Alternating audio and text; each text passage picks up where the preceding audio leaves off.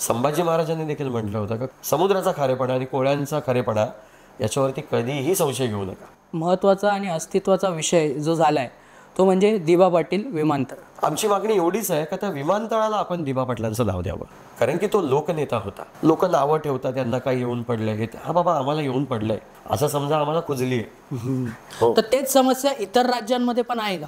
डिझेलचा परतावा हा दर महिन्याला त्यांच्या खात्यामध्ये येतो. सरकार सेमच आहे. आपल्या फिशरमनला का 4-4, 5-5 महिने ताणवलं जातं.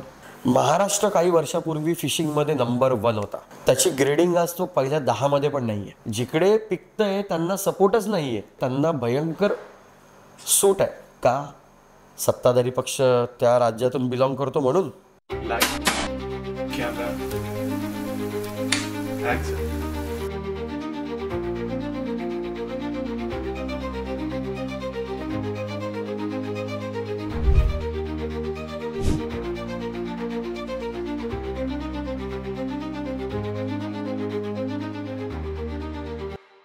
नमस्कार मंडळी, तुम्ही आमच्या व्हिडिओजना खूप चांगला प्रतिसाद देतात, त्याबद्दल तुमचे शतशः आभार मानतो. पण आम्ही अजूनही पाहतोय काही व्ह्यूअर्स अजूनही आमच्या यूट्यूब चॅनलला सबस्क्राईब करत नाहीत. तुम्ही अजूनही सबस्क्राईब केलं नसेल आमच्या यूट्यूब चॅनलला तर नक्की सबस्क्राईब करा. त्याचप्रमाणे बेल आयकॉन दाबायला विसरू नका, कारण तुमचं एक सबस्क्राईब आम्हाला अजून चांगले व्हिडिओज घेऊन येण्यासाठी प्रोत्साहित करतं. धन्यवाद. नमस्कार मंडळी, स्वागत आहे तुमचं तुमच्या आवडत्या पॉडकास्टमध्ये, ज्याचं नाव आहे BK टॉक्स. प्रश्न जनसामान्यांचे, उत्तर भांडूप कांजूरकरांचे. आज आपण चर्चा करणार आहोत मुंबईतील स्थानिक भूमिपुत्रांच्या समस्यांबद्दल, तसंच त्यांना डावलून केलेल्या विकासाबद्दल, तसेच स्थानिक मच्छीमार आणि मुंबईतील कोळीवाडा व गावठण यांच्या अनेक समस्या.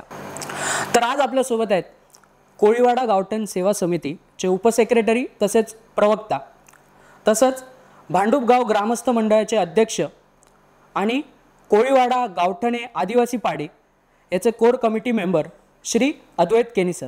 नमस्कार अद्वैत केनी सर. नमस्कार. स्वागत आहे तुमचं आमच्या BK टॉक्स या पॉडकास्टवर. तर सर्वप्रथम आपल्या कन्व्हर्सेशनकडे वळताना, कोळी समाज हा मातृसत्ताक आहे. हो. तर हे किती तथ्य आहे यात? लोकांना मुलं पाहिजे असतात आणि मुलगा नाही झाला. आमच्याकडे मुलगी झाली ना, अक्षरशः म्हणजे काही ठिकाणी तर हत्तीवरून साखर वाटलेली आहे आमच्या लोकांनी. आणि ते म्हणतात ना, पहिली बेटी धन की पेटी. धनाची पेटी नसू दे, पण मुलगी घरात झाली याचा आनंद आम्हाला जास्त आहे. आई एकविरेला मानणारा आमचा समाज, म्हणजे आगरी असू दे, कोळी असू दे, इव्हन ईस्ट इंडियन बांधव पण तिकडे जातात. आणि सगळे जाऊन म्हणजे वर्षाला 2 ते 4 वेळा आईकडे जाणं म्हणजे ती हाकेला पण धावणारी आहे. तर त्याच्यामुळे जे काय मागणं असेल ना, जसं आम्ही आमच्या आईकडे मागतो तसं एकविरा आईकडे पण हक्काने मागतो. त्याच्यामुळे प्रत्येक स्त्रीमध्ये आम्हाला एकविरा आई दिसते. आणि एकविरा आई ही फक्त आगरी कोळी समाजाचीच नाही, तर इतर आपले CKP समाज आहे, राईट, तर त्यांची देखील कुळदेवता आहे. आणि वीर परशुरामाची जननी बरोबर एकविरा आई. तर तिने परशुराम बरेच जन्माला घातलेले आहेत. तसे त्या काळात जन्माला घातले तसे आमच्या समाजात देखील आज बरेच परशुराम आहेत. बरोबर. आणि समाजावरती जेव्हा येतं तेव्हा ती आई हाक देते, अरे तू माझा मुलगा आहेस, परशुराम आहेस तू का नाही उभा राहत. परशुराम नावाची माणसं नाही, परशुरामाने जे आत्मसात केलेलं आहे. बरोबर. परशुराम नावाची असू दे किंवा इतर नावाची असू दे, पण तो एकविरा आईचा पुत्र आहे म्हणून तिकडे उभा राहणार. आणि प्रत्येक जयघोषामध्ये एकविरा आई की जय, जय माऊली हे शब्द आमच्या तोंडून निघतातच. तिला हाक मारल्याशिवाय आम्ही कुठलं कार्य करत नाही. आणि खरंच महिलेला मानणारा समाज म्हणजे जर मुलगी जन्माला आली ना, अत्यानंद असतो. बरोबर. आज मला सख्खी बहीण नाहीये, मला जाणवतं का मला किती त्रास होतो या गोष्टीचा. त्रास नाही म्हणता येणार, पण त्याच एकविराईच्या रूपात मला इतर बऱ्याच बहिणी दिल्यात समाजामध्ये.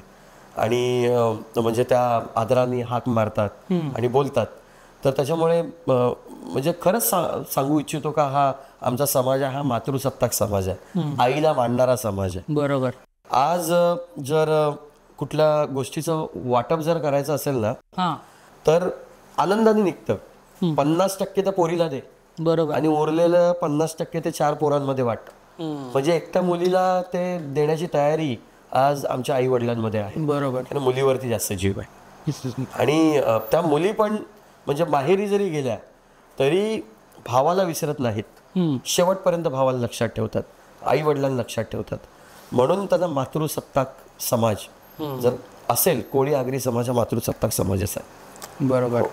मला तुमच्या व्यवसायाबद्दल जाणून घ्यायचं होतं, कारण आपलं जेव्हा बोलणं होत होतं तुमच्या व्यवसायाबद्दल, तेव्हा तुम्ही एक अनोखी म्हणजे अमूलच्या धर्तीवर तुम्ही सर्वांनी मिळून एक कंपनी चालू केली असं तुम्ही सांगितलं. बरोबर. तर तुमच्या व्यवसायाबद्दल आणि या जो प्रकल्प तुम्ही चालू केला त्याच्याबद्दल एक थोडक्यात माहिती द्या. तर आपण जो प्रश्न विचारला त्याच्यामध्ये महिलांचं सगळ्यात मोठं योगदान आहे. अच्छा. का अमूलच्या धर्तीवर एक महिला संघटना 2018 साली स्थापन करण्यात आली. त्याचा पुढाकार घेतला श्री उज्ज्वलाताई पाटील, ज्या कोळीवाडा गावठण सेवा समितीच्या अध्यक्ष आहेत. तसेच त्या महाराष्ट्र मच्छीमार कृती समिती याच्या महिला संघटिका आहेत. अच्छा. तर त्यांच्या डोक्यात ही संकल्पना आली का असं काहीतरी आपण करूया का जेणेकरून ज्या मासे विक्रेता महिला आहेत मुंबई उपनगरमधल्या, तर त्यांना स्वतःचा काहीतरी स्वयंरोजगार निर्माण करता येईल आणि त्याच्यामध्ये त्यांची प्रगती होईल का, जेणेकरून पुढच्या पिढीला ते सांगू शकतील का बाबा आम्ही काहीतरी करून ठेवलं आणि त्याचा फायदा पुढच्या पिढीला नक्की होणार. तर अमूलच्या धर्तीवर त्यांनी दर्यावर्दी प्रोड्युसर कंपनी लिमिटेड अशी कंपनी स्थापन केली. त्याच्यामध्ये जवळजवळ 1000 महिलांनी आपले शेअर्स गुंतवले. ओके. आणि त्यातून आता नवनवीन गोष्टी तयार केल्या जात आहेत आणि थोड्याच दिवसामध्ये त्या आपल्या समोर येतील विक्रीसाठी. आणि स्थानिक भूमिपुत्रांमार्फत त्या तयार केलेल्या वस्तू या संपूर्ण देशभरच नाही जगभर विकल्या जातील असा आमचा पूर्ण प्रयत्न आहे. तर हा व्यवसाय तुम्हाला करता करता समाजासाठी काहीतरी करायला हवं ह्याची जाणीव तुम्हाला कधी झाली? मुळात 2018ला म्हणजे त्याची जाणीव तर फार पूर्वीपासून होती, कारण की वडिलांमार्फत बाळकडू देण्यातच आलं होतं का ज्या कुळात ज्या जातीत आपण जन्म घेतलेला आहे तिचं देणं आपण लागतो. जसं आई वडिलांचं गुरुचं देणं आपण लागतो तसं त्या जातीचं आणि कुळाचं देणं पण आपण लागतो. हे वारंवार माझ्या वडिलांनी मला शिकवलं आणि त्यातून मला समाजात बरीच चांगल्या व्यक्ती मिळाल्या का ज्यांच्याकडून मी शिकत राहिलो का बाबा नाही, कुठेतरी एक पिढी थांबलेली आहे तर पुढच्या पिढीने पुढाकार घेणं गरजेचं आहे का हा आपला समाज सक्षम झाला पाहिजे आणि पुढच्या पिढीला आपण देताना काहीतरी चांगल्या गोष्टी देऊ शकतो या विचारधारणेनेच पुढे जायचं. बरोबर. तर त्याची सुरुवात एक 2018ला एक चांगला प्लॅटफॉर्म आम्हाला मिळाला. 2011 पासून उज्ज्वलाताई पाटील या सीमांकन या प्रश्नावरती खूप प्रयत्न करत होत्या. त्यांचा म्हणजे त्यांच्याशी भेटण्याचा योग मला 2018 साली आला. किंबहुना त्याच्या आधी पण म्हणजे या समाजकार्यामध्ये वेळ कसा निघून गेला हे कळालं नाही. समाजकार्य नाही म्हणता येणार, एक आपल्यावरती लादली गेलेली जबाबदारी होती. बरोबर. का आपल्या राहत्या जागेसाठी आणि समाजासाठी काहीतरी करायचं आहे. तर उद्योगधंदा सांभाळता सांभाळता समाजासाठी काहीतरी करणं हे आम्ही आधीच सगळ्या संपूर्ण टीमनी ठरवलं होतं आणि 2018ला ते संपूर्ण मेहनत कामाला आली. सरकारतर्फे GR निघाला का एक तो ऐतिहासिक GR होता का हे कोळीवाडे मोजले गेले पाहिजेत कारण की स्थानिक भूमिपुत्रांचे आहेत. बरोबर. नॉटन सर्वे हा खूप आधी झाला होता आणि नॉटन सर्वे नंतर कोळीवाडे हे मोजलेच गेले नाहीत. अच्छा. मुंबई वाढत गेली, मुंबईची लोकसंख्या वाढत गेली, स्थानिक भूमिपुत्रांनी इतर लोकांना सामावून घेतलं पण स्थानिक भूमिपुत्रांबद्दल कोणी विचारच नाही केला. तुम्हाला एक उदाहरण देतो. 2011 पर्यंतची जी घरं आहेत किंवा झोपड्या आहेत, झोपड्या आपण म्हणूया, घरं नको म्हणूया, त्यांना तुम्ही म्हणजे पात्र करता. बरोबर. रिडेव्हलपमेंटला किंवा इतर गोष्टींना. पण जेव्हा कोळीवाड्यात किंवा स्वतःचं घर जेव्हा आमचे बांधव बांधतात तेव्हा त्यांना का असं त्रास दिला जातो? बरोबर. तर त्यासाठी मग आम्हाला एकच पर्याय दिसला का डिमार्केशन म्हणजे सीमांकन. आणि सीमांकन झाल्यानंतर कोळीवाडा आणि गावठाणांसाठी स्वतंत्र विकास नियमावली. कारण की क्लस्टर आणि आपला SRA हा घाणेरडा प्रकार आम्हाला आमच्या कोळीवाड्यात नको होता. ओके. कोळीवाडे हे इकडच्या स्थानिक भूमिपुत्रांच्या मालकीचे आहेत. बरोबर. आता भूमिपुत्र जर सांगायचं झालं तर मुंबईचे जे मूळ रहिवासी ज्यांचा संबंध समुद्र किंवा खाड्यांशी येतो, म्हणजे जर समुद्रकिनारी राहत आहेत ते कोळी आहेत, खाडी किनारी पण कोळी आहेत, पण त्याचबरोबर आगरी समाज देखील भरपूर आहे. बरोबर. तर आगरी समाज देखील इकडचा स्थानिक भूमिपुत्र झाला. त्यानंतर पश्चिम उपनगरात तुम्ही जाल तर भंडारी लोक आहेत. बरोबर. ते मासेमारी सोबत त्यांच्या शेती देखील होत्या आणि टॉडी टॅपिंगचा बिझनेस होता त्यांचा. ओके. ताडी विक्री करणं, नारळ काढून देणं, तर हा त्यांचा उद्योग होता. बरोबर. तर ते देखील समाज बांधव आहेत. आणि आमचे ईस्ट इंडियन बांधव जे ख्रिश्चन कोळी बांधव आहेत, तर ते देखील मुंबईचे मूळ रहिवासी आहेत. आणि आणखीन एक असा समाज आहे, त्याला डावलून चालणार नाही, जो आपल्या संजय गांधी नॅशनल पार्कमध्ये खूप दशकांपासून तो तिकडे राहतोय, म्हणजे तो म्हणजे आदिवासी समाज. बरोबर. त्याच्यामध्ये वारली आले, कातकरी लोक आली. बरोबर. काही वर्षापूर्वी कातकरी लोक ही भांडूप गावात होती, जिकडे ब्राह्मण देव आहे भांडूप गावच्या वेशीवर, तिकडे 2 कातकरी समाजाची घरं होती.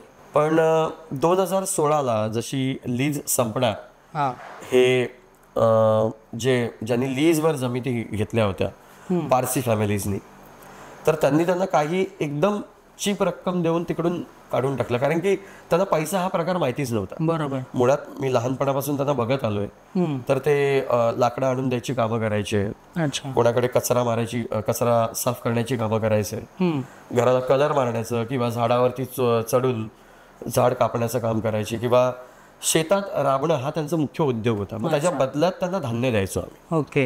ही बार्टर सिस्टम, देवाणघेवाण, ही 30 वर्षापूर्वी तरी भांडूप गावामध्ये आम्ही चालताना बघितलेली आहे.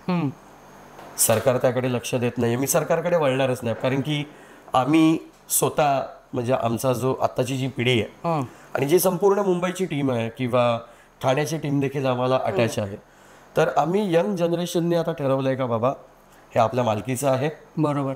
आपण ते टिकवायचं आणि सुरक्षितरित्या ते पुढच्या पिढीला हँडओव्हर करायचं. जोपर्यंत जीव आहे तोपर्यंत लढण्याचा जे बाळकडू आहे ते शिवाजी महाराजांपासून ते आपल्या महाराष्ट्रामध्ये रोवलं गेलंय. बरोबर. आरमार महाराजांनी हे कोळ्यांनाच दिलं होतं. बरोबर. आरमाराकडे संपूर्णतः लक्ष, म्हणजे सरखेल कान्होजी आंग्रे त्यांनी आरमार हे वाढवलं आणि त्याच्या धर्तीवरती आज इंडियन नेव्ही चालते आहे. बरोबर. तर तेव्हा शिवाजी महाराजांनी हे आरमार सांगितलं होतं का संपूर्णतः कोळी बांधव हे सांभाळतील. म्हणजे जेवढेही दुर्ग आहेत या दुर्गावरती, म्हणजे जे दुर्ग राखले हे संपूर्णतः कोस्टल कम्युनिटी, मी कोळीच म्हणणार नाही, त्याच्यामध्ये आगरी देखील असतील, भंडारी देखील असतील. ईस्ट इंडियन तेव्हा नव्हतेच, कोळी, आगरी आणि भंडारी हा समाज तिकडे होता. तर त्यांनी हे राखून ठेवलं होतं आणि निष्ठेने, मी खरंच म्हणेन निष्ठेने महाराजांना साथ दिली होती. संभाजी महाराजांनी देखील म्हटलं होतं का कोळ्यांचा, समुद्राचा खारेपणा आणि कोळ्यांचा खारेपणा याच्यावरती कधीही संशय घेऊ नका. बरोबर. एक उदाहरण देतो तुम्हाला. 26/11चा हल्ला जेव्हा झाला, आतंकवादी हे आपल्या समुद्रमार्गे आले. बरोबर. आणि सगळ्यात पहिला त्यांच्या जमिनीवर पाय पडले, भारताच्या जमिनीवर, ते कप परेड कोळीवाड्यामध्ये. बरोबर. आमची लोक अशीच जमली होती आणि त्या वेळेला त्यांनी जेव्हा त्यांना हटकलं का बाबा कोण आहात तुम्ही, काळी कपडे घातलेले, बॅग्स होत्या, सॅक होत्या आणि त्यांची भाषा कळत नव्हती. बरोबर. पठाणी थोडीशी भाषा वगैरे होती. त्यांना आम्ही भेटलेलो आहे का हा अनुभव कसा होता म्हणून, तर ते म्हणाले का आम्ही पोलिसांना तेव्हा इंटिमेट केलं होतं आणि पोलिसांनी देखील मान्य केलं होतं का हे इंटिमेशन आलं होतं. बरोबर. का अशी संशयास्पद माणसं ही मुंबईकडे आतमध्ये शिरलेली आहेत आणि ती आली होती, ती पण स्पीड बोटने. आणि स्पीड बोट नॉर्मली ही किनाऱ्यावरती कुठे दिसत नाही, त्या मोस्ट ऑफ नेव्हीकडे किंवा कोस्टगार्डकडे असतात आणि आमच्या लोकांकडे फायबर किंवा लाकडाच्या वल्लवायच्या होडी असतात. तर ते स्पीड बोटने आले होते, बोट त्यांनी तिकडे सोडलेली. बरोबर. आणि पोलिसांनी या गोष्टीकडे म्हणजे कानाडोळा केला का दुर्लक्ष केलं हे कळायला मार्ग नाही, पण त्याचा रिझल्ट अर्ध्या तासामध्ये संपूर्णतः मुंबईला भोगावा लागला. बरोबर. बऱ्याच लोकांचे प्राण गेले आणि नंतर सरकारने हे मान्य केलं का बाबा जे कोळी लोकांकडून जी पण माहिती मिळेल त्याच्यावरती सगळ्यात पहिला लक्ष घाला. बरोबर. आणि आत्ता जेव्हा ऑपरेशन सिंदूर झालं, फिशिंग बंद होती, सगळं बंद होतं, अरबी समुद्र हा टोटली हाय अलर्टवर होता आणि कोस्टगार्डनी त्याचा ताबा घेतला होता, नेव्हीनी त्याचा ताबा घेतला होता. तर त्यांना सांगण्यात आलं होतं का त्याच्यामध्ये मेन्शन आहे क्लिअर कट, छाती भरून येते आमची, का कोस्टल कम्युनिटी म्हणजे जे मूळ भूमिपुत्र आहेत कोळी लोक, बरोबर. हे समुद्राचे कान आणि डोळे आहेत, ते जे म्हणतील त्या गोष्टीकडे लक्ष द्या. आपल्याकडून काही गोष्टींकडे दुर्लक्ष होऊ शकतं, पण खूप क्रुशियल गोष्टीतून आपण चाललेलो आहे, आपला भारत चाललेला आहे, तर त्या गोष्टीकडे लक्ष द्या. तर हे सरकारने देखील मान्य केलं आहे. पण गरजेपुरती जर समाजाचा वापर होणार असेल तर नक्कीच आम्ही त्याचा प्रतिकार करणार. तर याच समाजासाठी जेव्हा तुम्ही आजच्या घडीला काम करताय, खास करून नागरी कोळी समाज, आजच्या घडीला सर्वात महत्त्वाचा आणि अस्तित्वाचा विषय जो झाला आहे तो म्हणजे दिबा पाटील विमानतळ. बरोबर. तिकडे आजच्या घडीला पूर्ण समाज त्या नावासाठी उतरलाय. त्याचं नेमकं कारण काय? दिबा पाटील म्हणजे त्यांच्याबद्दल जर एकदम शॉर्टमध्ये मी सांगेन, त्यांचं कार्य लोक म्हणतात का फक्त हे नवी मुंबई पुरता होतं. बरोबर. पण तसं बघायला जर गेलं तर त्यांनी संपूर्ण समाजासाठी हे कार्य केलेलं आहे, फक्त नवी मुंबई पुरता नाही. एक सांगतो मी तुम्हाला का नॉर्मल एक माणूस सरपंच जरी झाला, 5 महिन्यात फॉर्च्युनर उभी राहते घरासमोर. बरोबर. बरोबर आहे. पण ती व्यक्ती 5 वेळा आमदार, 2 वेळा खासदार, एवढं असून सुद्धा त्यांच्याकडे स्वतःचं घर नव्हतं. आपण विश्वास ठेवू शकतो का? नाही. म्हणजे निष्ठेने त्या व्यक्तीने समाजासाठी कार्य केलं. बरोबर. अशा व्यक्तीला दुर्लक्ष करून चालणार नाही. बरोबर. दुर्लक्षित केलंच जाऊ शकत नाही. आणि 12.5% जेव्हा सिडकोचं अधिग्रहण चालू होतं, 12.5% हा कायदा जमिनीच्या बाबतीत हा दिबा पाटलांनी पास करून आणला होता. बरोबर. स्त्री भ्रूण हत्या हा कायदा दिल्लीपर्यंत पास करून आणला होता का हे गुन्हा आहे. आणि इतर स्त्रियांसाठी जे गरजेचे कायदे होते त्यासाठी दिबा पाटलांनी आवर्जून आवाज उठवला आणि ते कायदे पास केले. मग कुठल्या अँगलने म्हणताल का हे फक्त नवी मुंबईचे नेते होते? ते लोकनेते होते. आणि त्यांचं घर पण हे लोकवर्गणीतून बांधलं गेलं. लोकांना वाटलं का हा माणूस आपल्या समाजासाठी काहीतरी करतोय, तर जासईमध्ये लोकांनी लोकांच्या मेहनतीतून त्यांनीच पैसे काढले, त्यांनीच मेहनत घेतली आणि त्यांना घर बांधून दिलं. अच्छा. APJ अब्दुल कलामांबद्दल लोकांना माहिती आहे. खरंच ते खूप थोर होते, राष्ट्रपती होऊन गेले. का मरताना खूप तुटपुंजे पैसे त्यांच्या अकाउंटला होते, 1 कोट आणि पुस्तकं इतकंच ते त्यांच्या मागे ठेवून गेले होते. तर लोकनेते दिबा पाटील देखील स्वतःचं काही जास्त केलं नाही आणि जे काय केलं ते समाजासाठी केलं. राईट. तर आम्ही आग्रही आहोत का त्यांच्या भूमीत जर हे विमानतळ बनत असेल आणि भूमिपुत्रांनी जर जागा दिल्या, संपूर्ण एक उलवा गाव या लोकांनी शिफ्ट केला. बरोबर. नवी मुंबई विमानतळासाठी. त्यानंतर एक नदी अक्षरशः वळवली, म्हणजे निसर्गाला चॅलेंज केलं. बरोबर. विकासाला आमचा विरोध नाही, पण समाजाला कुठेतरी भरोशात घ्या. आणि आमची मागणी एवढीच आहे का त्या विमानतळाला आपण दिबा पाटलांचं नाव द्यावं. बरोबर. कारण की तो लोकनेता होता, तर त्यांचा हक्क आहे का त्यांचं विमानतळाला नाव लागलंच पाहिजे. आणि सरकारने आजही ती आश्वासनं दिलेली आहेत, आम्ही देतो, आम्ही करतो, पण आम्हाला भरोसा नाही. जोपर्यंत पुढे पाठी लागत नाही ऑफिशियली किंवा डिक्लेअर होत नाही, तोपर्यंत आम्ही शांत बसणार. आता 3 महिन्याचा कालावधी मागितलाय. बरोबर. पण आम्ही फावडा, कुदळ, JCB, मॅनपॉवर सगळं तयार ठेवलेलं आहे. नाव देत नाहीत, विमान देखील उडून देणार नाही. बरोबर. आग्रही आहोत आम्ही का समाज पहिल्यांदा काहीतरी आपल्याकडे मागताय, तर तुम्ही द्यायला हवं स्वखुशीने. नावं घेता, सगळं करताय, पण तुम्ही त्या दिवशी डिक्लेरेशन करायला हवं होतं का बाबा दिबा पाटील साहेबांचं आम्ही नाव या विमानतळाला देतोय. बरोबर. पण कोणत्याही प्रकारचं डिक्लेरेशन करण्यात आलं नाही. आणि जे विरोधात गेले होते त्यांच्याच पक्षातले नेते, त्यांना देखील तिकडे आमंत्रण नव्हतं. मग हे आम्ही काय समजावं? बरोबर. त्यांच्या दोन्ही पुत्रांना तिकडे बसवलं गेलं. अभिमानाची गोष्ट आहे का ते पंतप्रधान साहेबांबरोबर बसले. बरोबर. पण त्याचबरोबर जर तुम्ही त्यांचा गौरव नाव देऊन जर केला असतात तर आम्हाला त्यातल्या त्यात खूप चांगलं वाटलं असतं का बाबा एक लोकनेत्याचं नाव, एक स्थानिक आगरी माणसाचं नाव त्या विमानतळाला देण्यात आले म्हणून. बरोबर. जर मुंबईने किंवा नवी मुंबईने स्थानिक भूमिपुत्रांनी इतरांना सामावून घेतलंय, प्रकल्प अंगावरती ओढून घेतल्यात, विकासासाठी जमिनी दिलेल्या आहेत, तर आमची मागणी देखील आहे ती सरकारने मान्य करावी, एवढीच इच्छा. कोळीवाडे आणि गावठण या प्रश्नावर तुमची संपूर्ण टीम काम करते. हो. ही टीम नेमक्या कुठल्या भागातून तयार झाली आहे? कारण का फक्त भांडूपचेच आहेत का इतरही कोळीवाडे तुमच्या सोबत आहेत? तसं बघायला गेलं तर हजारोंचा जनसमुदाय ही टीम म्हणूनच काम करतोय. म्हणजे त्याच्यामध्ये मी आवर्जून नाव घेईन उज्ज्वलाताई पाटील यांचं, त्यानंतर गिरीशदादा साळगावकर. हां. मी मुद्दामून यांची नावं का घेतो कारण की हे स्वतःचा वेळ स्वतःच्या घरात देखील वेळ देत नाहीत, पण हे भूमिपुत्रांसाठी धावतात. बरोबर. मग त्याच्यामध्ये गिरीशदादा, तो माझा म्हणजे एक सामाजिक गुरु आहे. मी त्याच्यासारखा प्रयत्न करत असतो, पण एक गिरीश साळगावकर हा एकच होऊ शकतो, बरोबर, परत दुसरा होऊ शकत नाही. त्यानंतर सागर पाटील, उच्च शिक्षित मुलगा. परत निशांत म्हात्रे, त्याचं सांगायचं झालं तर त्यांनी 5 वर्ष स्वतःच्या आयुष्यातली स्वतःच्या गावासाठी दिली. तो आग्रहीच होता का मला माझ्या गावावर पुस्तक लिहायचं आहे. त्यानंतर तो इतर गावांसाठी पण धावला. प्रल्हाददादा वर्डीकर, पश्चिम उपनगरातून धीरज भंडारी, साऊथमधून आमच्या राजेश्रीताई, आणि असे कित्येक भूमिपुत्र, म्हणजे प्रत्येकाचं नाव घेता येत नाही. आमच्या भांडूप गावातून 4-5 माणसं खूप आग्रही असतात. म्हणजे त्यामध्ये नंदकुमार पवार असतील, प्रशांत पवार आहेत, रवींद्र उलवेकर आहेत, अविनाश काकडे, संतोष ठोंबरे, बरीच लोक आहेत. मी मुद्दामून नाव घेतो कारण की एक लक्षात घ्या, हात आहे ना, हात त्याला 5 बोट आहेत. बरोबर.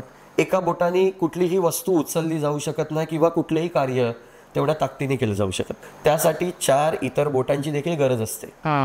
त्याचबरोबर तो पंजा मजबूत होतो. आणि जर दोन्ही हात मजबूत असतील समाजातले, तर आणखीन चांगल्या गोष्टी आम्ही करू शकतो. लोक नावं ठेवतात त्यांना काय येऊन पडलंय, हे हा बाबा आम्हाला येऊन पडलंय, असं समजा आम्हाला कुजली आहे, असं समजा आम्हाला कुजली आणि आम्ही ती मिटवतोय. थोडे शब्द जड आहेत पण गरजेचे आहेत. बरोबर, गरजेचे आहेत.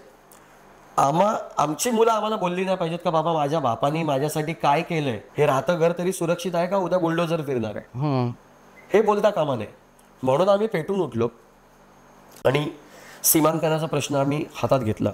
सीमांकन व्हायच्या आधी संपूर्ण भांडूपगाव जागा झाला होता. आम्ही प्रत्येक जागोजागी जाऊन प्रत्येकाला जमा केलं होतं. म्हणजे लिटरली 2 पोरांनी ती सुरुवात केली होती. नाऊर स्टेशनचा मुद्दा गावदेवी मंदिरावरती आमच्या आले होते. बरोबर. आणि सीमांकन महत्वाचं होतं कारण की त्या गोष्टीमुळे इतर सगळे प्रॉब्लेम्स ऑटोमॅटिकली सॉल्व्ह होणार होते. राईट. नेमका सरकारने GR काढला आणि तो GR काढण्याच्या आधी आम्ही ठरवलं नाही, आमच्या सीमा आम्ही निश्चित करणार. जुन्या लोकांची मदत घेतली, नवीन पिढीने बऱ्यापैकी अभ्यास केला आणि आमच्या सीमा निश्चित केल्या. तेवढंच नाही तर आम्ही बकायदा बोर्ड बनवले लोखंडाचे. भर पावसात पोरांनी भिजत ते बोर्ड गाडले का ही आमची सीमा आहे. आणि तिकडून सगळ्यांनी एक आवाजाने सांगितलं, तुम्ही देत नसाल तर आम्ही हक्काने इतरांना तोडून मागणार, कारण की ही आमची राहायची जागा आहे. बरोबर.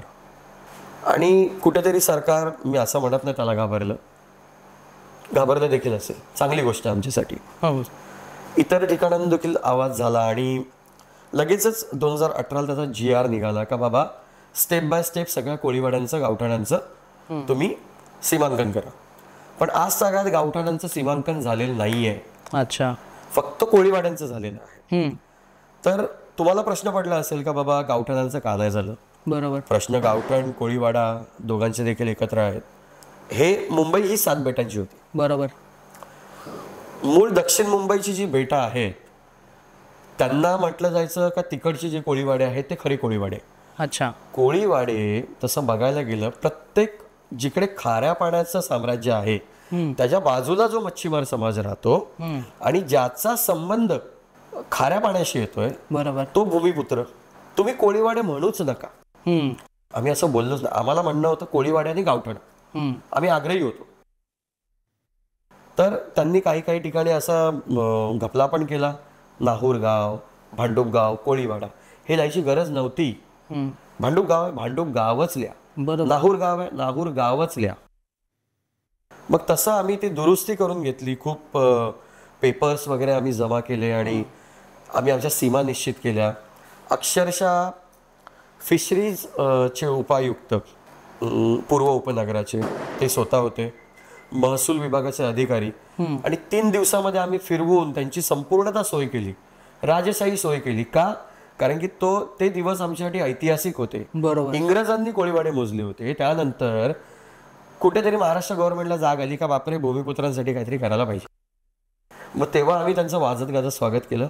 आणि ज्या दिवशी फायनल रिपोर्ट पंचनामा झाला, बँडवरती वाजवत आम्ही त्यांना संपूर्ण गावात फिरवलं, त्यांचा सत्कार केला का बाबा थँक्यू, तुम्ही आमचं गाव मोजलात. बरोबर. आणि ती बातमी संपूर्ण महाराष्ट्रभर फेमस झाली होती.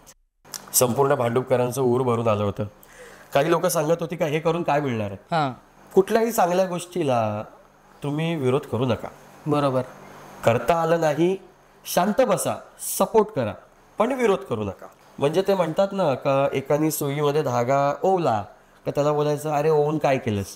अरे तो ओवलाय ते बघ, कारण की होल एवढूच आहे, त्यातून त्याने टास्कफुली ओवलाय तो. बरोबर. त्याच्यासाठी एक कला लागते, डोळे शार्प लागतात. काहीतरी कारण होतं म्हणून ओला गेला ना पुढे, म्हणून कोळीवाडे मोजले गेले, त्याचं काहीतरी कारण आहे. तर मोजल्यानंतर आजही आम्ही त्याचा फॉलोअप घेतोय. त्याच्यावरती अजूनही याच्यावरती शासकीय प्रक्रिया बाकी आहे असा शेरा येतोय. ओके. म्हणजे आम्हाला गुंडाळवलं जात आहे. बरोबर. तिकडे खारदांड्यात जर तुम्ही गेलात, एक प्राईम लोकेशन वरती तो कोळीवाडा आहे, खूप प्राईम लोकेशन वरती. बाजूला त्यांचं फिश ड्राईंग यार्ड आहे, एकरो मध्ये आहे. आणि तिकडे आमचे 2 समाज बांधव आहेत, भीमसेन खोपटे आणि भाग्यवान खोपटे. यांच्या वडिलांनी आणि त्यांच्या साथीदारांनी ती जागा तेव्हा राखून ठेवली होती आणि गव्हर्नमेंट कडून ते मान्य करून गेलं होतं का हे ड्राईंग यार्ड आहे. ओके. त्यांच्याकडे डोळीची मासेमारी होते आणि त्याच्यामध्ये येणारी जी मच्छी आहे ती तिकडे सुकवली जायची आणि ती ड्राय फिश बाहेर पाठवलं जायचं. तर आजही ते खोपटे बंधू, त्यानंतर आमचे पवन हालपे, हितेश मखले आणि त्यांची संपूर्ण सोसायटी आणि संपूर्ण गाव या चौघांच्या पाठोपाठ उभं असतं. अच्छा. त्या दिवशी या लोकांनी इतका घाणेरडा प्रकार केला. कोळीवाडा तो मोजलेला असून देखील एका बिल्डरला ती जागा हस्तांतरित केली, रहिजा बिल्डर्स. ओके. या व्यक्तींनी कोर्टात केस दाखल केली, कोळीवाड्यांनी. केस यांच्या बाजूने निकाल देखील लागला आणि लगेचच 4 दिवसात रिपिटिशन दाखल झाली आणि निकाल त्याच्या बाजूने फिरवला गेला. मग न्याय व्यवस्थेवरती थोडासा डाऊट आला आम्हाला. बरोबर. हे चाललंय ते चुकीचं चाललंय. अक्षरशः गावाला हातात हत्यार घ्यावं लागेल अशी भीती तिकडच्या आमदाराला वाटली. त्या आमदारांना पण जुमा जात नाही, ते कट्टर आहेत एकदम. बरोबर. खतरनाक लोक आहेत. जागा आजपर्यंत जपून ठेवल्यात म्हणजे विचार करा. आमदारांनी बोलवलं, बाबा मी काहीतरी करतो, हात जोडायला लागले त्यांना.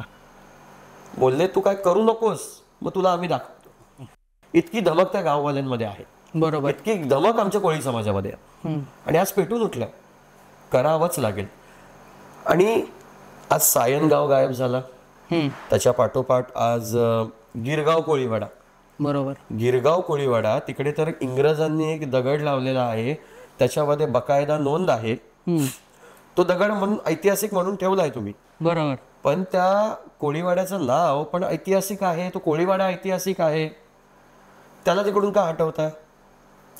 आमच्या बांधवांच्या होड्या तिकडून उचलल्या गेल्या, मासेमारीची जाळी उचलली गेली, त्यांची घरं तोडली गेली आणि आज त्यांचं सामान ठेवण्याचं जे झोपडं असतं ते देखील उडवलं गेलं. का? एक चांगल्या घरातली लोक तिकडे धावायला येतात म्हणून, का तिकडे काही लोक फोटोशूट करायला येतात म्हणून. म्हणजे भूमिपुत्रांनी जर तुम्हाला सामावून घेतलं, आज भूमिपुत्र तुम्हाला जड झाले का? बरोबर. जड झाले असतील तर मग आम्ही पण तयार आहोत. म्हणजे धमकी समजावा किंवा सुविचार, पण आम्ही तयार आहोत, काहीही करायला तयार. आज आमच्या भांडूप गावाचंच उदाहरण देतो. फक्त कोणी बोलावं का हे इकडचे नाहीत किंवा काय. काही दिवसापूर्वी एक व्यक्ती बोलली होती, त्यांनी सांगितलं होतं हे भूमिपुत्र नाहीत, आम्ही खरे इकडचे मालक आहोत, आम्ही जमिनी विकत घेतल्या. 25 जण त्या संध्याकाळी त्याच्या घराजवळ गेले आणि त्याला कुठून न्यूज लागली काय माहिती नाही, असेल कोणतरी फुटीर आमच्यामध्येच. ती व्यक्ती तिकडून पसार 4 दिवसासाठी. अच्छा, त्याला माहिती होतं का बाबा हे आता खूप प्रकरण मोठं झालेलं आहे. बरोबर. आणि बकायदा आम्ही कंप्लेंट्स पण केल्या. का? कारण की आम्ही आज जनजागृती केली का बाबा ऐकून नाही घ्यायचं. बरोबर. चुकीचं असेल ऐकून नाही घ्यायचं. आज तुम्ही जर इतरांना राहायला जागा दिलेल्या आहेत, तुम्ही त्यांना सामावून घेतलेलं आहे, तर त्यांनी विचार करायला हवा नाही बाबा हे इकडचे लोकल आहेत, यांचा सगळ्यात पहिला म्हणजे जो काय मान आहे तो यांचा, आम्ही मान पण मागत नाही. बरोबर. जी काही गोष्टी आहे ते भूमिपुत्रांना न डावलता केल्या गेल्या पाहिजे. बरोबर. जो काही विकास आहे तो न डावलता केला गेला पाहिजे. ते जे मागतायत त्यांच्या गोष्टी पहिला ऐकून घेतल्या पाहिजे. बरोबर. पण आज तसं होत नाहीये. बऱ्याच ठिकाणी चाललेलं आहे. कारण की त्याचं मूळ कारण आम्ही शोधलं का मुंबईत डेव्हलपमेंटला जागाच नाही. उरलेले आहेत ते कोळीवाडे आणि गावठण. यांना ती सपाट करायची आहेत आणि त्याच्यामध्ये यांना त्या कोळी लोकांना एका कोपऱ्यात ढकलायचं आहे, आगरी लोकांना भूमिपुत्रांना एका कोपऱ्यात ढकलायचं आहे आणि स्वतः मलिता खायचं आहे या लोकांना. पण आम्ही आज क्लस्टर आणि SRAच्या अगेन्स्ट आहोत. आणि तुमच्या चॅनल मार्फत आम्ही सांगू इच्छितो का जे कोणीही अधिकारी किंवा जो कोणीही नेता ज्याला असं वाटतंय का बापरे इथे हे खूप गचाळ वाटतंय, गचाळ काही नाहीये, तू घरात ये आमच्या आणि आम्ही कसे राहतो ते बघ, नंतर गचाळ बोल. बरोबर. त्यांनी हा विचार करू नये का बाबा हे खूप चुकीचं वाटतंय. आम्हाला आमच्या जुन्या घरात एकत्र कुटुंब पद्धती खूप आवडते. बरोबर. तर आम्हाला तेवढंच म्हणायचं आहे का तुम्ही SRA किंवा क्लस्टरसारखे घाणेरडे जे तुम्ही प्रकल्प राबवताय ते अजिबात राबवू नका. उत्कृष्ट दर्जाचं काम नाही, खूप गचाळ राहणीमान. बरोबर. आणि त्याच्यामध्ये जे सामावून घेण्याचा जो प्रकार असतो, आता आमची जी संस्कृती आहे, आम्हाला सगळं खुल्लेपणाने राहणं आवडतं. कुठलाही सण, होळी असू दे, गणपती असू दे किंवा इतर काही सण असू दे, परत काही आमच्या धार्मिक कार्य आहेत, बरोबर, हळद वगैरे काही, तर ते रात्रीच्या काही गोष्टी असतात, बरोबर, पाणी आणणं किंवा काय, तर त्याचा देखील यांना त्रास होतो. अरे बापरे 10 नंतर बँड वाजतोय ते, मग ते आमच्या लेडीज बरोबर तालावर धरतात का बाबा आता ऐकायचं नाही. म्हणजे पार तुम्ही आम्हाला झोपवायलाच निघालात का कायद्याच्या बाबतीत. बरोबर. हे रॉंग आहे. याच्या आधी सगळं चालत होतं. तुम्हाला नाचायला कोळी गाणी आवडतात, आगरी गाणी आवडतात, ईस्ट इंडियन गाणी आवडतात, मग कोळी लोक का नाही आवडत. मच्छी आवर्जून खाता तुम्ही. आज एकच गोष्ट हायजेनिक आहे ती म्हणजे समुद्रातली मच्छी. बरोबर. आणि ती फक्त कोळी आणि आगरी लोकांवर आणि ईस्ट इंडियन लोकांकडे सामर्थ्य आहे ती मच्छी पकडण्याचं. इतर जर कोण गेला ना 2 तासामध्ये सी सिकनेसनी घरी येईल आणि 4 दिवस तरी पलंगातून उठणार नाही. म्हणजे सगळ्यांच्या रक्तात ना म्हणता येणार. बरोबर. असेल पण काही लोकांच्या एक फिशिंग, काही लोकांची हॉबी असते. माझी हॉबी पण तीच आहे, म्हणजे रायडिंग अँड फिशिंग. मी गेलो तरी समुद्रकिनारी, कोळीवाडे वगैरे या ठिकाणी जातो आणि आवर्जून मी बोटीत पण जातो. मित्राच्या माझ्या होड्या वगैरे आहेत पापलेट पकडायला, आणि इतरांना पण घेऊन गेलो. काय अनुभव असतो तो बघा. कशी सुरुवात होते, काय करावं लागतं, वेळीत जर काय झालं, मध्येच इंजिन बंद पडलं, काय झालं. कारण की ते तुम्हाला म्हटलं कोळ्यांचा धंदा आहे, जीव उदय, पाठीशी उभी आहे एकविराई. एकविराईचं नाव घेऊन, खंडोबाचं नाव घेऊन आम्ही समुद्रात जातो. बरोबर. नारळ फोडूनच आम्ही पुढची सुरुवात करतो फिशिंगची, प्रत्येक ट्रिपची. म्हणजे समुद्रात निघालो, नारळ फोडायचा, हात जोडायचे कुळदेवतेला, विडा ठेवायचा, मगच निघायचं. बरोबर. पहिला मान त्यांचा. आणि 7-8 दिवस कॉन्टॅक्ट नाही, काही नाही, मोबाईल नाही.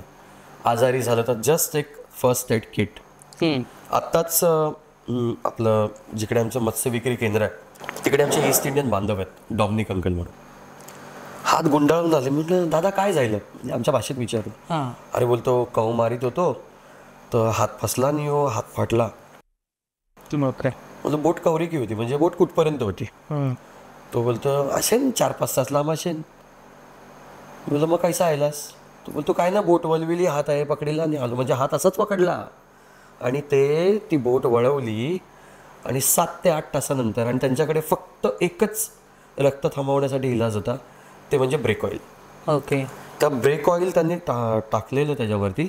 ब्रेक ऑइलची गरज ही बोटीमध्ये नसते. ओके. मुळात फक्त ते गंज काढण्यासाठी वापरतात. बोटीला ब्रेक हा प्रकार नसतो. बरोबर. ती फक्त एक्सेलरेशन वरती कंट्रोल केली जाते. Forward back. तर त्या ब्रेक ऑइलवरती तो हात दाबून तो घेऊन आला. मी बोललो मग कट उतरला, म्हणजे कुठे उतरलास? तो बोलतो जाफराबाद म्हणजे गुजरात. त्या पट्ट्यात ती फिशिंग चालू होती. तिकडे उतरून त्यांचा इलाज झाला आणि त्यांनी तेवढंच सांगितलं का बाबा तुम्ही जा इथून रिटर्न, मी जातो. त्यांच्याबरोबर फक्त एक माणूस आला, हॉस्पिटलला नेलं. जवळजवळ 10 टाके पडले. 10 टाके जाऊ दे, आता माणसाचं वय होतं 75. विचार करू शकता 75व्या वयात तो माणूस स्वतःची बोट वागवतोय. आवड आहे. ते म्हणतात का मी फिट अँड फाईन आहे. आणि तेवढंच झालं नाही, ती बोट आली तेव्हा ते स्वतः किनाऱ्यावर पण गेले. आणि त्यांच्यापेक्षा त्यांचे साथीदार एक्सायटेड होते का दादाला आम्हाला बघायचं आहे, दादा बरा आहे का. ते असेच हात पकडून, कारण की असा हात केला का ते निघायचं. असाच हात पकडून ते उभे होते. किती काय आहे, काय माल सॉर्टिंग केलं, सगळं केलं. आणि दुसऱ्या दिवशी विक्रीला ते सेंटरवरती पण आले. अच्छा. म्हणजे इतकं आम्ही निगडीत आहोत समुद्राशी. बरोबर. भरपूर निगडीत आहोत. आणि प्रत्येकाचं काम नाही आहे. कोणीतरी 8 ते 9 तास समुद्रात जाऊन दाखवावं. कमीत कमी 4 दिवस झोपणार. बरोबर. त्या बोटीमध्ये एकदा तुम्ही गेलात ना, काहीतरी करत राहायचं. जाळी टाकायची, बसायचं, काहीतरी हालचाल कर. तुम्ही एका ठिकाणी बसलात ना, ती बोट अशी हलत असते. सी सिकनेसचा त्रास 100% होणार. आजूबाजूला काहीच नाही. 100%. खारा वारा हो. हे प्रत्येकाच्या रक्तात नाहीये. या आम्ही जेवढ्या 2-3 नेलंय, ते सी सिकनेसचा त्रास झाला म्हणून ती अख्खी ट्रिप नुकसानामध्ये आम्हाला बोट किनाऱ्यापर्यंत आणावी लागली. आणि मी स्वतःला कोसतोय, अरे बापरे, याच्यामुळे मी माझ्या मित्राचं नुकसान करतो. बरोबर. तेव्हापासून मी न्यायचं बंद केलं. नको बाबा, नको त्रास करूया. कारण की ते आपल्या प्रेमापोटी त्यांना घेतात, पण त्यांचं नुकसान का. बरोबर. जर हातावरती पोट आहे, त्यांचं नुकसान का करावं आपण. बरोबर. तर तशा काही गोष्टी आहेत. आणि कॉन्टॅक्ट नसतो, काय झालं, इंजिन बंद पडलं किंवा काय. वायरलेस दिलेले आहेत, पण त्यांचा पण कधी कधी कॉन्टॅक्ट होत नाही. अचानक वारा सुटतो, वादळ येतं, मग तेव्हा काय करतो. एक छोटीशी केबिन असते, एकमेकात त्यांना दुपकून बसलेले असतात. फार भयंकर अनुभव असतो. अक्षरशः देव आठवत असतो का बाबा मी काय करू. बरोबर. हे अनुभव माझ्या भावंडांनी मला सांगितले, कारण की माझ्या मामाच्या 2 मोठ्या बोटी आहेत. तर त्यांनी मला हा अनुभव सांगितला. त्यांचा एक खूप वर्षापूर्वी ॲक्सिडेंट पण झालं होतं. एक माणूस वारला होता. स्टोचा म्हणजे लिटरली पिक्चरचा एक सीन क्रिएट व्हावा तसं झालं होतं. त्याचा आजही गावात रेकॉर्ड आहे. 18 तास तो कंटिन्यू पोहत त्यांनी किनारा गाठला होता. तिकडून मदत मागवली होती तेव्हा, कारण की वायरलेस नव्हतं, काही नव्हतं. होका यंत्र असायचं, होका यंत्र आणि चांदणं. बरोबर. त्याच्यावरती ती दिशा ठरवली जायची. आज तुमच्याकडे GPS आहे, सगळ्या गोष्टी आहेत, सगळं. तर त्याच्यावरती ती दिशा ठरवली जायची. तो दिशा बघत बघत त्यांनी ते गाठलं, तिकडून मदत घेतली. आणि तेवढंच नाही, जवळजवळ 8 ते 9 खलाशी होते. त्यांना पिंपाला बांधलं का जेणेकरून ते बुडू नयेत.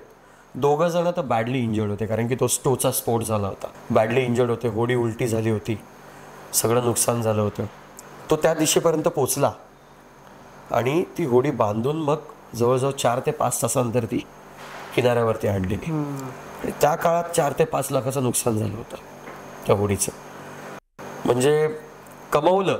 लोकांना फक्त कोळ्यांचे दागिने किंवा मजा करतायत हे दिसत आहेत. बरोबर. पण त्यांना एक कळत नाहीये का मजा करण्यासाठी जर आपण प्रत्येक विकेंडला कुठेतरी फिरायला जातोय, संडेजला फिरायला जातोय, पण कोळ्यांचं तसं नाही आहे किंवा आगरी समाजाचं तसं नाही आहे. इकडचे जे भूमिपुत्र आहेत ना, कंटिन्यू काम करत असतात काहीतरी, त्यांना शांत बसवत नाही. बरोबर. म्हणजे कोळी या समुद्रात राबत असतो, त्याला फिशिंग ही हॉबी असते. म्हणजे तो घरी जरी असला तरी पाग किंवा इतर गोष्टी घेऊन तो स्वतःच्या परिवाराच्या उदरनिर्वाहासाठी तिकडे जाणार. आगरी लोक आहेत जी मीठ पिकवतात आग्र्यावरती. तर त्यांना देखील माहिती आहे का जर ते मीठ वेळीच जर काढलं नाही पाण्यातून बाहेर तर ते खराब देखील होऊ शकतं. म्हणून ते वेचणं किंवा ते फरवडत राहणं, त्यांची प्रक्रिया थोडी वेगळी आहे, एवढी मला पण माहिती नाही. तर ती कार्य ही दररोज करावी लागतात. त्याच्यामध्ये नो पॉज किंवा नो एक्सक्यूज. बरोबर. म्हणजे इव्हन आमची लग्न पण आहेत ना, ही संध्याकाळची असायची कोळी लोकांची. नॉर्मली इतरांची बघा दुपारी असतात, पण आमच्या लोकांची संध्याकाळी. कारण की संपूर्ण दिवस राबल्यानंतर ते घरी येणार, तयारी करणार, मग जाणार, रात्री वरात सोडणार. सगळी कामं आमची जी कार्य आहेत सगळी संध्याकाळची, रात्रीची आहेत. बरोबर. कारण की संपूर्ण दिवसाचा दिनक्रम संपल्यानंतर आम्ही आमचे सण किंवा इतर धार्मिक कार्य तिथे बा पार पडतात. बरोबर. मगाशी जसं म्हटलं का बाबा रात्रीच का पोलिसांना का त्रास होतो, आम्ही हे पटवून देतोय त्यांना. कळत नाहीये. पहिला हे कायदे नव्हते. अरे तुम्ही बोंगा लावू नका, हे करू नका, ते करू. हे काय प्रकार चालले. परंपरा मिटवत आहे. लोक बघायला येतात का बाबा इकडच्या लोकांचं कसं राहणीमान आहे. बरोबर. आणि आपलेच जे नेते मंडळी आहेत ते त्यांना लोप पावण्यासाठी मदत करतात. बरोबर. हे साफ चुकीचं आहे. म्हणून आमचा विश्वासच उडालाय. आम्ही ठरवलंय जे काय करणार ते आम्ही लढून करणार. बरोबर. जे काय होणार तिकडे आम्ही उभे राहणार. कोणाच्या घरावरती जरी आलं तरी संपूर्ण गाव एकट्ठा आम्ही तिकडे जाणार. हे गरजेचं आहे. आणि बऱ्याच ठिकाणी आम्ही हे वाचवलेलं देखील आहे. तर सीमांकनाबद्दल तुम्ही बोलत होतात. सीमांकनाचा 2011 पासून मला वाटतं तुम्ही चालू केलेला. तर त्याच्यावरती काही DCR नवीन आलाय का सरकारचा, आणि त्याचा आता करंट स्टेटस काय आहे? DCR साठी आम्ही सरकारच्या मागे लागलोय का DCR बनवा. हां. नवनवीन कारणं येतात. आज ऑफिसर नाही आहेत, आज BMC कमिशनर नाही आहेत, आज महसूल विभागाचे अधिकारी नाही आहेत. तर या चक्रा मारून मारून आम्ही कंटाळलो. बरोबर. म्हटलं आता तुम्ही आमच्याकडे या, आम्ही बघतो काय करायचं. फक्त तुम्ही ड्रोन सर्वे किंवा काय पोरांना आमच्या बेचकी बरोबर चालवता येते. ड्रोन पाडणार आम्ही. अधिकारी आले आम्ही अडवणार. का आलास, आधी जाग नाही आली, एवढे दिवस झोपले होते का. म्हणजे साहजिकच त्यांच्यावरती रोष निघणार आहे. आम्ही DCR आम्हाला सांगितलं त्यांनी का बाबा तुम्ही आम्हाला मदत करा का तुम्हाला DCR कोणत्या प्रकारच्या हव्यात. तर काही घरं ही हेरिटेज आहेत आमच्या ईस्ट इंडियन बांधवांची. म्हणजे घर, लाकडी घर, टुमदार घर, त्याला कंपाऊंड. बरोबर. आणि कसं आहे का कोस्टल कम्युनिटी असल्यामुळे, खारेवारे असल्यामुळे आमची ही सागाची घरं जास्त आहेत. त्या घरामध्ये आमचे ईस्ट इंडियन बांधव राहतात. तर त्यांच्यासाठी कॅटेगरी A. काही ठिकाणी घरं उभी राहिलेली आहेत. म्हणजे जो मासेमारी धंदा होता तो वाढायला पाहिजे होता, प्रगती व्हायला पाहिजे होती. पण इलिगल फिशिंगमुळे प्रगती झाली नाही. म्हणजे पारंपरिक मासेमारे होते, त्यांच्या पोटावरती गदा आली. मग काय केलं, आणि परत फॅमिलीज वाढत गेल्या. बरोबर. तर साहजिकच आहे. पहिला जेव्हा काय होतं का जेव्हा लग्न झालं, एक छोटं घर, त्याच्यामध्ये 4 मुलं, एकाचं लग्न झालं, जरे बाळा बाहेर आपली जागा आहे, तिकडे स्वतःचा झोपडं बांध, राहा तिकडे, तुझा संसार तिकडे कर. बरोबर. असं सगळं व्हायचं. पण आज त्या गोष्टी राहिल्याच नाही. गावठाणाचा रोल काय म्हणतोय का कोळीवाडा किंवा गावठण हे दर 10 वर्षांनी 20 मीटरनी चारी बाजूला वाढलं पाहिजे. आमच्या लोकांना हे माहितीच नव्हतं. आम्ही संकुचितच राहिलो. बरोबर. जेव्हा आम्ही या गोष्टीमध्ये उडी मारली तेव्हा आम्हाला माहिती झालं का गावठण फंड आहे तो दर वर्षाचा, ते BMCने राखून ठेवलेला आहे. कोळीवाड्यासाठी, गावठाणासाठी फंड आहे तो.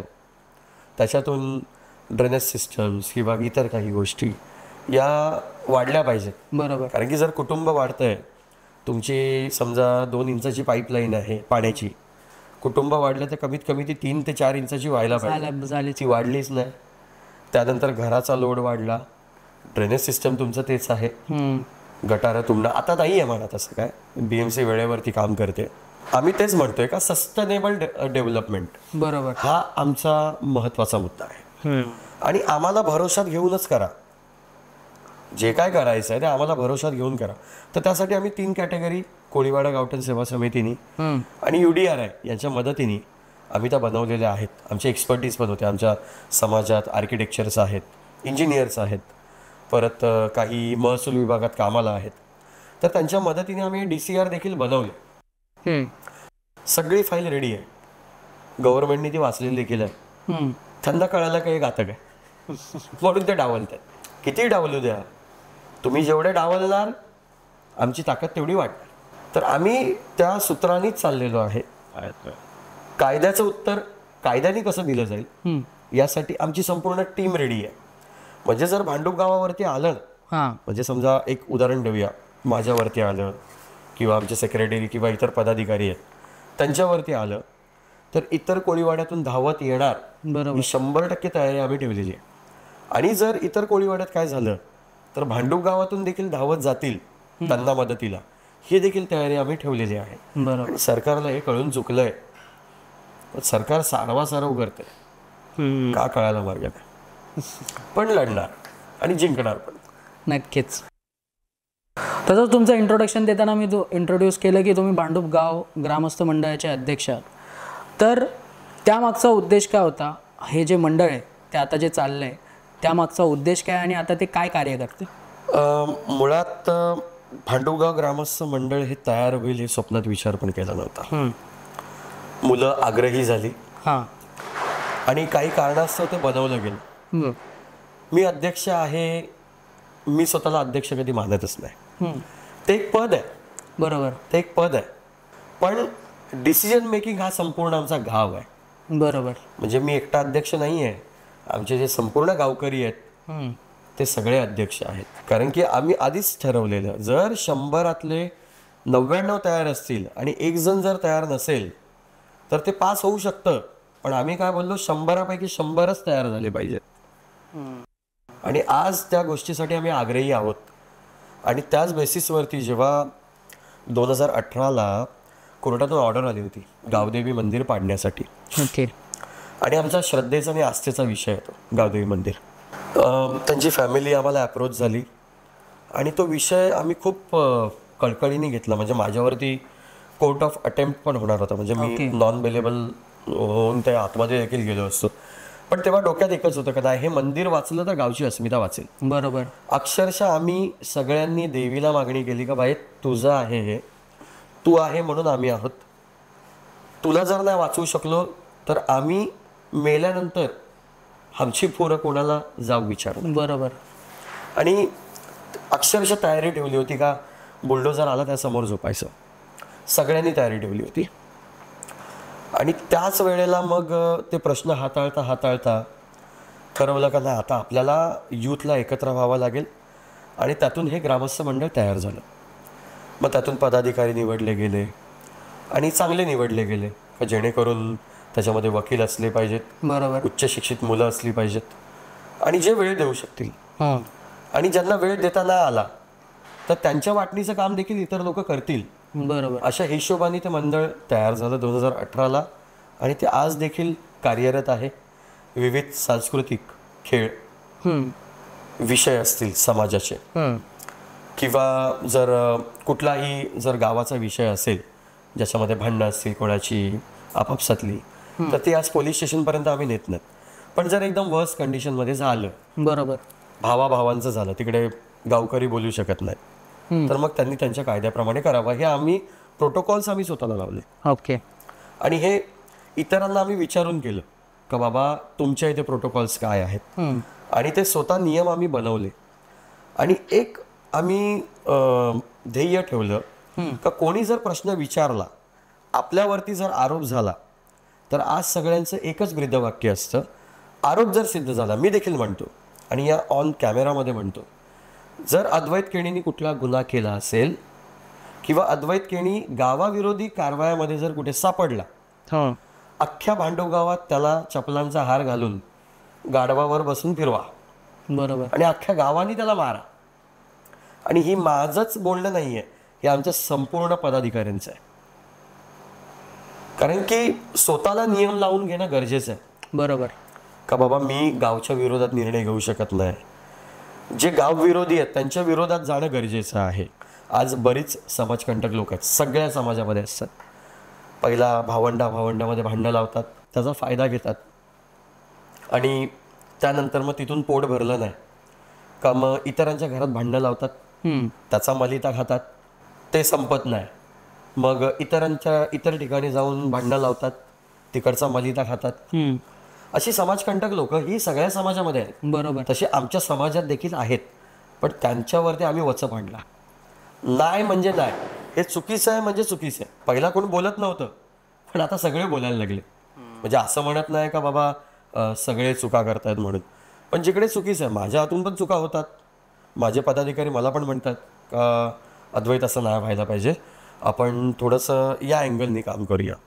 मग इतरांची इच्छा जाणून घेतली का बाबा नाही या अँगलनी करेक्ट आहे. बरोबर. मग अद्वैत केणी त्यांच्या हामध्ये हा मिळवणार आणि त्या अँगलनीच काम करणार, त्या लाईन ऑफ ॲक्शननीच आम्ही काम करणार. ओके. पार्टी क्लस्टरचा एक नियम आला होता गेल्या दिवाळीत. आता दिवाळीत आणायचे 2च दिवस मिळाले होते फक्त आम्हाला. गव्हर्नमेंट बघा किती निगरगट्ट आहे.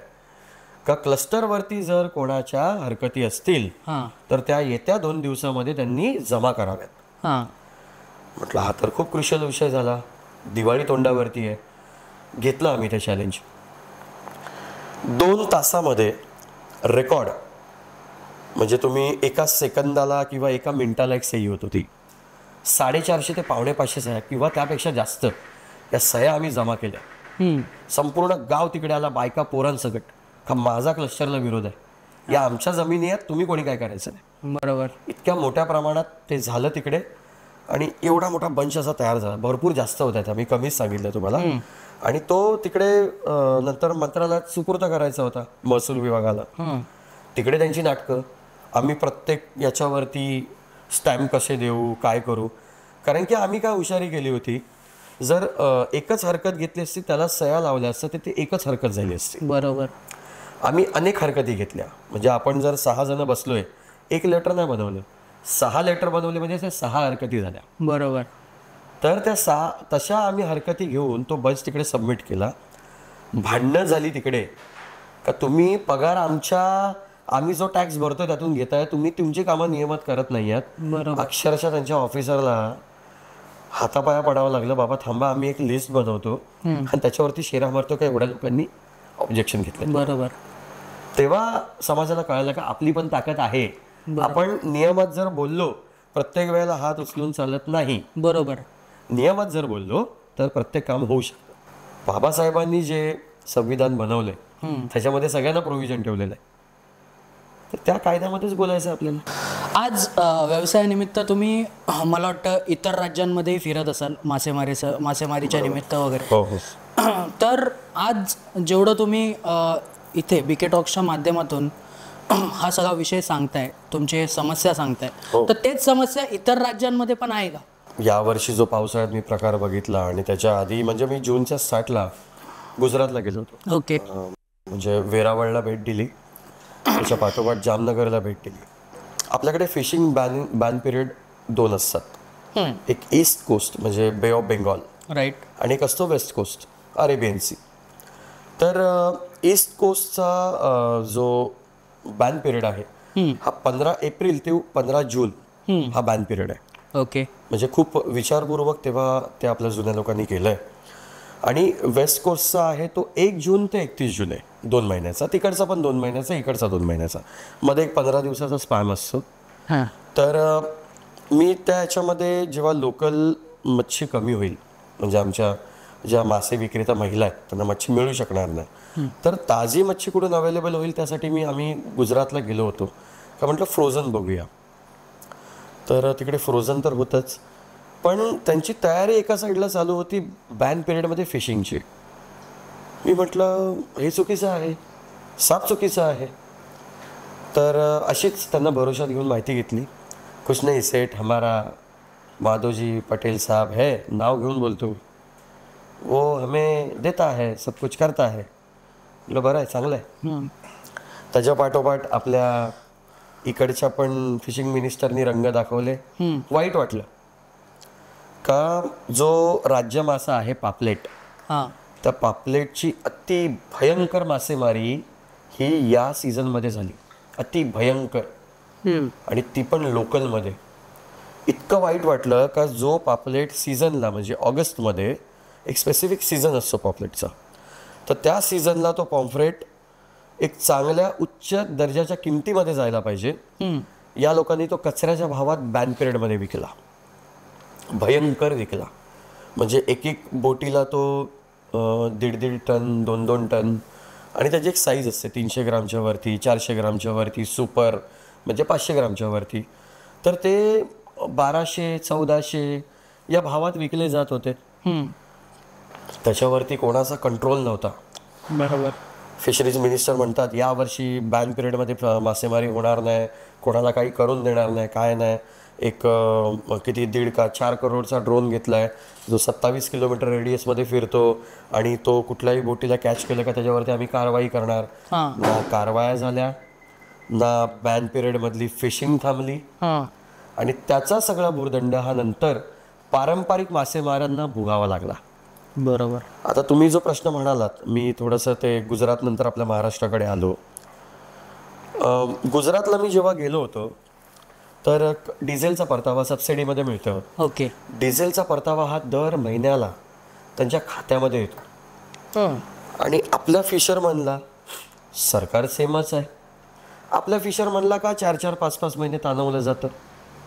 त्यांच्या हक्काचे पैसे द्यायला तुम्ही त्यांना ताणवताय, हे चुकीचं आहे. बरोबर.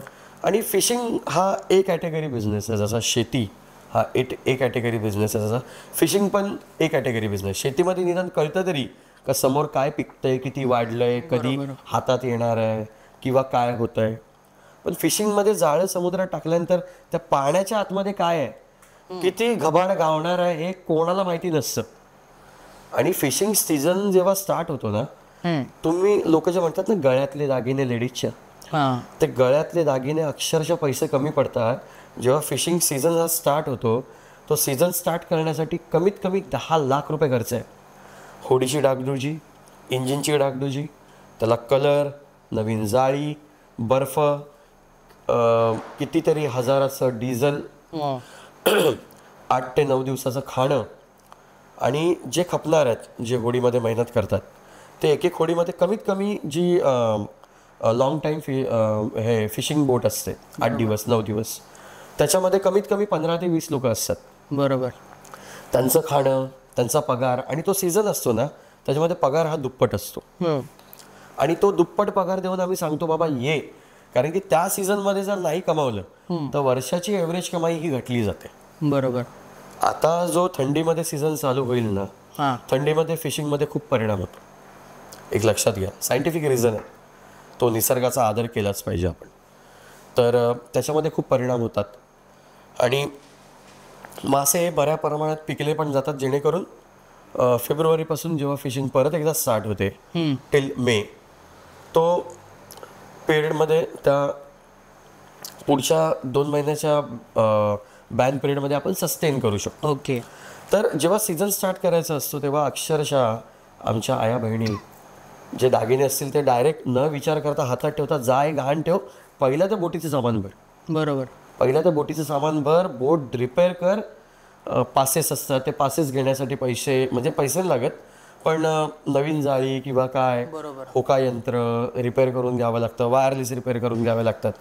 तर ते जे प्रिपरेशन आहे ते करून घ्यायला लागतं आम्हाला.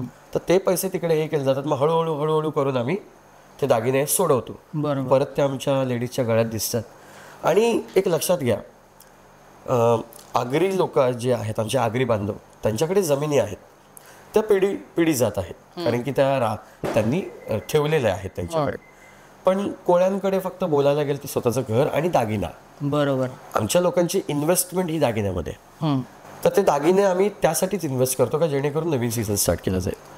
तर मला गुजरातबद्दल तुम्ही जो प्रश्न विचारलात, इतर कोस्टल कम्युनिटीमध्ये, तर तिकडे खारवा समाज आहे. म्हणजे मी जिकडे गेलो होतो खारवा समाज आहे. आणि ते सगळं म्हणतात का आमची जी हे आहे फिशरीज मिनिस्टर्स वगैरे आहेत ते आम्हाला फॉर आहेत, आम्हाला सगळ्या गोष्टींना फ्रीली करून देतात, सगळं करतात. तर मी विचारलं नियम तोडून पण करायला देतात, तर हसायला लागले ती लोक. आता तुम्ही सांगा, महाराष्ट्र काही वर्षापूर्वी फिशिंगमध्ये नंबर 1 होता. बरोबर. त्याची ग्रेडिंग आज तो पहिल्या 10 मध्ये पण नाहीये. इतका लांब समुद्र किनारा, सगळ्यात जास्त फिशिंग बोट्स, तरी महाराष्ट्र आज तिकडे नाहीये. आज गुजरात नंबर 1 झाला. पण गुजराती मासे खातात का? नाही. तिकडचा गुजराती मारवाडी समाज मासा खातो का? नाही खात. सगळ्यात जास्त फिशिंग तिकडे होते. आणि ऑल ओव्हर इंडिया, आणि तिथून एक्सपोर्ट पण होतं ते बाहेर. तुम्ही विचार करा, म्हणजे किती ही तफावत आहे. जिकडे पिकतंय त्यांना सपोर्टच नाहीये, आणि जिकडे ऑलरेडी एक लेवलमध्ये चाललेलं आहे त्यांना भयंकर सूट आहे. का? सत्ताधारी पक्ष त्या राज्यातून बिलॉंग करतो म्हणून. मी बोलणार, कारण की काय माहिती आहे, माझा कुठला राजकारणावरती राग नाही किंवा काही नाही, पण जो तुम्ही भेदभाव करताय ना, हे खूप चुकीचं आहे. बरोबर. हे खूप चुकीचं आहे. याच्यावरती लगाम लागलाच पाहिजे. तेच मी विशाखापट्टणमला वगैरे गेलो, पश्चिम बंगालपासून पूर्ण केलं, तर ती लोक एकदम स्ट्रिक्टली पाळतात. अजिबात नाही म्हणजे नाही, बिलकुल जाणारच नाही ते समुद्रामध्ये. बॅन पिरियडमध्ये. कारण की ते स्वतः म्हणतात का आम्हाला वेस्ट कोस्टवरून जर पुरवठा होतोय तर आम्ही काय आहे. बरोबर. आणि जर वेस्ट कोस्ट ईस्ट कोस्टला पुरवू शकतं तर ईस्ट कोस्ट देखील वेस्ट कोस्टला पुरवू शकतं. हे सगळं बॅलन्स केलेलं आहे. तेव्हा फिशरीजच्या जे काय अधिकारी होते किंवा एक्सपर्टीज होते, फिशरीज डॉक्टर होते, त्या लोकांनी हे मेंटेन ठेवलेलं आहे. पण करप्शनसाठी या सगळ्या गोष्टी केल्या जातात. बरोबर. करप्शनसाठी एक बोटीचा हप्ता आज जे बॅन पिरियडमध्ये फिशिंग चालते लाखोमध्ये आहे. कोणाला काय येऊन पडलेलं नाहीये. तुम्हाला आवडीने सांगेन, जेव्हा कोरोना झाला होता, कोरोना जेव्हा होता, मुंबईमध्ये फक्त स्थानिक भूमिपुत्र होते. बरोबर. आणि ज्यांना मुंबईबद्दल प्रेम होतं ती लोक थांबले होते. बाकी सगळे शेपूट आतमध्ये घालून पळाले होते. नक्कीच सगळे शेपूट आतमध्ये घालून पळाले होते. आणि याच्यामध्ये जी पैदास झाली ना मच्छीची, आमचा समाज त्या काळामध्ये समृद्ध झालेला होता.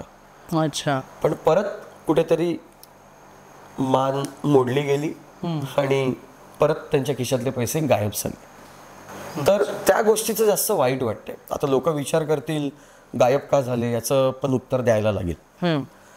का बाबा, जी ओव्हर फिशिंग झाली, जे हापापलेली लोक होती, जी पळून गेलेली होती, त्याच्यामध्ये बुल फिशिंग आली, इल्लिगल ट्रॉल फिशिंग आली, त्यानंतर पर्शियन नेट आले का त्यांना एक सर्टन रेडियस नंतरच पुढे फिशिंग करायचे. ओके. त्या लोकांनी उपाशी राहिलेल्या एका घातक प्राण्यासारखं समुद्रामध्ये चढाई केली आणि जेवढं जमेल तेवढं जमावून घेतलं. त्याच्यामध्ये लहान पिल्ली, अंडी घालणारे मासे सगळे मारले गेले. परत बॅक आम्ही लिटरली पारंपरिक मच्छीमार पण खाली आलो. अशा गोष्टी झाल्या. बरोबर. भूक असावी पण केवढी असावी. पोट फुटेल एवढं तर खाऊ नका. जेवढं मिळतंय निसर्गामार्फत तेवढं घ्या आणि शांत बसा.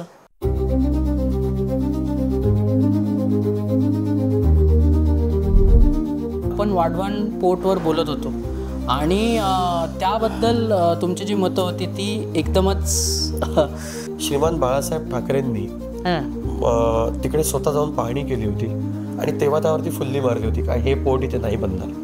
खरंच त्या वाढवणला व्हिजिट करा. इतका निसर्ग संपन्न एरिया आहे. त्या एरियाची वाट लावायला घेतल्या लोकांनी. ते फिशिंग बोट सांगतायत त्यांना का आम्ही इथे फिशिंग करतोय, तर सर्रास त्यांना ठोकतायत. 1 मेला 100 तयार होतील, 100 मेले 1000 तयार होतील, 1000 मेले लाखो तयार होतील. अरे वो पालघर तो गुजरात में आता है. अरे मी बोललो वो सूरत भी महाराष्ट्र में आता है. क्या करेगा. कोस्टल रोड बनताना खाडीची पातळी वाढत चालली, ही नेमकी कशी हे आमच्या प्रेक्षकांना समजावून सांगाल का.